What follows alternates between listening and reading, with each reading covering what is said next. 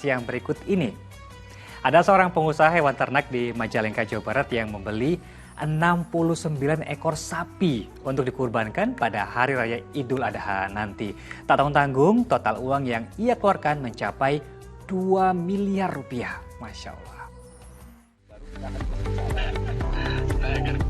Menjadi keberkahan tersendiri bagi umat muslim untuk berkurban di saat Hari Raya Idul Adha. Seperti yang dilakukan seorang pengusaha domba asal Majalengka, Jawa Barat, yang pada tahun ini membeli 69 ekor sapi untuk disembelih pada Idul Adha mendatang. Tak ayal, ia pun dijuluki Crazy Rich Majalengka karena menyisihkan uang sebanyak 2 miliar rupiah untuk membeli hewan kurban. Alhamdulillah, kita sekarang sudah ada 69 sapi yang kami salurkan ke panti asuhan, masjid, dan musola. Jadi memang ini rasa simpati kami kepada peternak bahwa di Jawa Timur sana ada pandemi PMK. Dan di sini kita membangkitkan semangat peternak Majalengka bahwa kita masih ada dan kita masih semangat walaupun pandemi terjadi. Selain di Majalengka, sapi-sapi itu akan disalurkan juga ke sejumlah wilayah seperti Cirebon dan juga Kuningan. Ia berharap dengan membeli sapi dalam jumlah banyak ini dapat membangkitkan kembali semangat para peternak sapi di tengah wabah PMK. Agun Gunawan melaporkan dari Majalengka, Jawa Barat. Masya Allah, tabarakallah. Ini benar-benar crazy rich ya Ustaz. Jadi dia juga menyelipkan semangat kepada para peternak di tengah terpuruknya wabah PMK ini. Semoga Allah Subhanahu wa taala membalas segala kebaikannya. Ustaz, dengan sedekah saja ini insya Allah Allah akan memudahkan segala urusan kita, mengganti dengan kebaikan yang lebih baik lagi. Nah, bagaimana dengan mustajabnya sedekah kurban ini, Ustaz? Ya, intinya ya saya pertama alhamdulillah ya kepada tadi ya pengusaha yang 69 gitu ya sapi ya sampai 2 miliar ya. Saya hanya ingin kembali mengingatkan bahwa Rasulullah SAW pernah berkurban hewan kurban itu unta sebanyak 100 ya.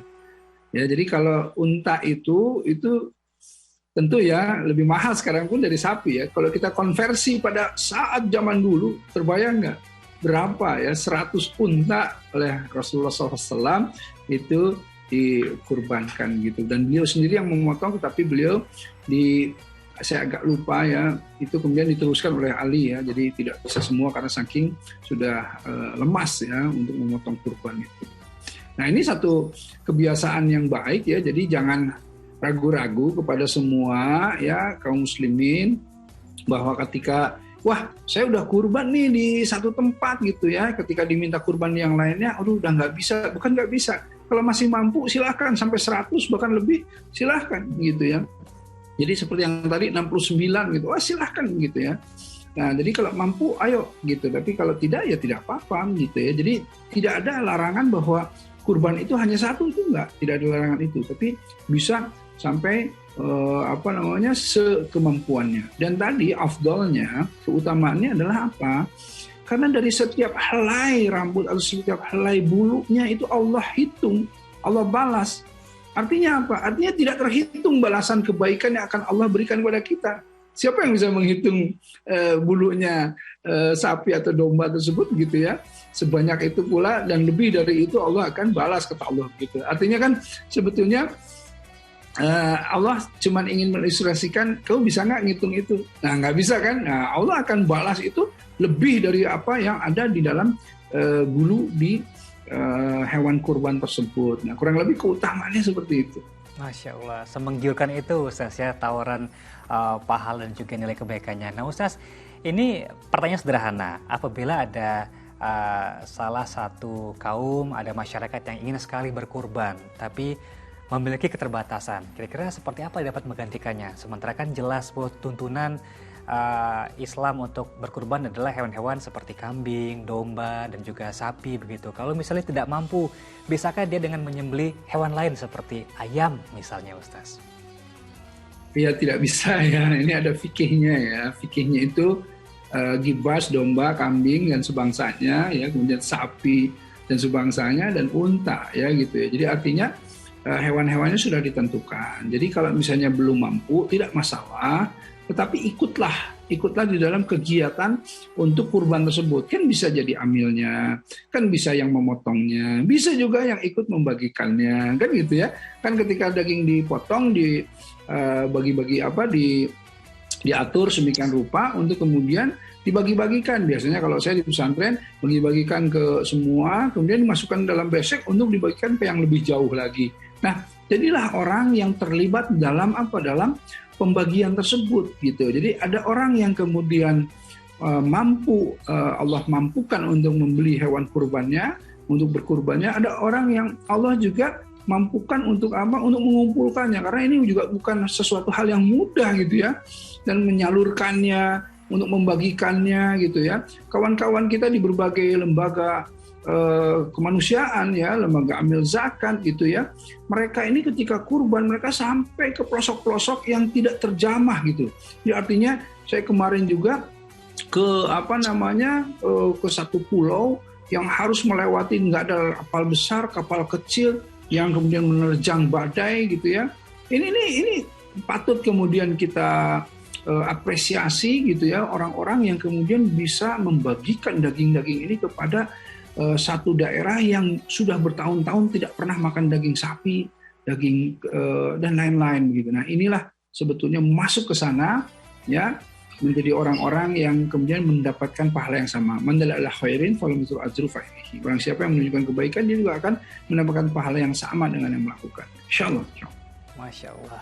Baik, nah ini jika sebaliknya Ustaz, kalau ada seseorang yang secara materi telah mampu untuk berkurban, tapi belum dapat panggilan untuk menunaikan kurban, bagaimana hukumnya dengan itu Ustaz? Apakah termasuk salah satu perbuatan dosa mungkin Ustaz? Jadi kalau kita lihat ya, itu bukan belum mendapat panggilan, tidak mau dipanggil, karena semua sudah dipanggil ya. Rasulullah SAW itu kan menyatakan jelas, ini keras sekali ya.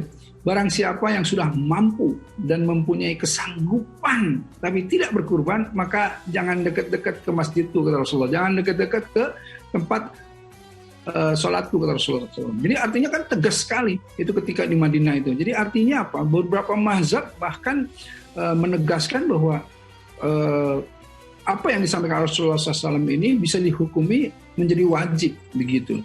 Ada beberapa yang sunnah muakkad gitu ya. Jadi ada dua mazhab. Yang satu mazhab yang kemudian menghukuminya dengan kurban ini menjadi wajib.